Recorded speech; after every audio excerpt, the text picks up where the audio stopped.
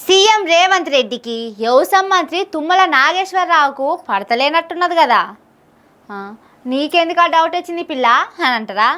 మరి అట్లనే ఉన్నాయి అలా మాటలు. సీఎం రేవంత్ రెడ్డి ఎడ్డమంటే మంత్రి తుమ్మల తెడ్డం అంటున్నాడు.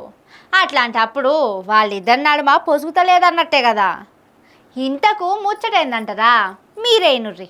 ప్రజలని ఎరువులు దొరకడం లేదని ఒక ఆర్టిఫిషియల్ షార్టేజ్ క్రియేట్ చేసి లేదా ప్రజల్ని సోషల్ మీడియాలో భయపెట్టి ఎరువులు అయిపోతున్నాయి, ఎరువులు దొరకడం లేదని జనాలు ముందస్తుగానే షాప్ 10 గంటలకు తెరిస్తే 7 గంటలకి వచ్చి జనాలు నిల్చునే పరిస్థితి కల్పిస్తున్నారు. లేకపోతే చెప్పులు పెడుతున్నారు, అవి తీసుకొచ్చి సోషల్ మీడియాలో పెడుతున్నారు. ఇన్నరా రైతులకు సరిపోను యూరియా ఉన్నది, కానీ కొందరు కావాలనే వీడియోలు సోషల్ మీడియాలో పెట్టి ఆర్టిఫిషియల్ కొరతను సృష్టిస్తున్నారట. అందుకే కలెక్టర్లంతా దాన్ని కంట్రోల్ చేయాలి అన్నట్టు సీఎం రేవంత్ రెడ్డి చెప్పిండు. కానీ మోసేటోడికి తెలుసు కావడి బరువు అన్నట్టు. వ్యవసాయ మంత్రి కాబట్టి తుమ్మల నాగేశ్వరరావుకు ఎక్కువ ఏరుకుంటది కదా.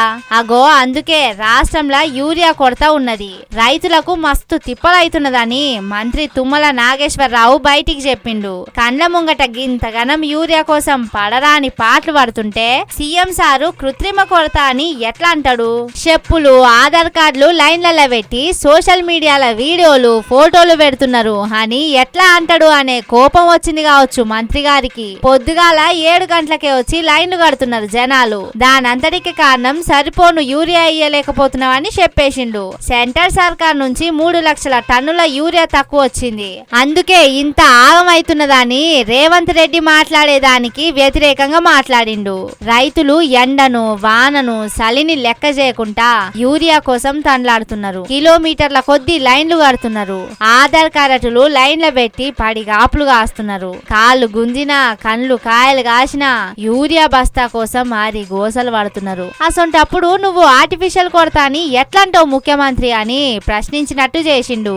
ఎంతమంది రైతులు లైన్లు కడుతున్నారో, ఎంతమంది యూరియా కోసం ఏడుస్తున్నారో తెలియకుంటే ఎట్లా సీఎం అన్నట్టు చెప్పిండు. మరి ఇప్పటికైనా రైతులకు సరిపోను యూరియా ఇయ్యలేకపోయినాం, మాకు శాతనైతే లేదు అని చెప్తాడో సీఎం, లేకుంటే ఎప్పటి తీరుగానే దబాయించినట్టు మాట్లాడతాడో చూడాలే.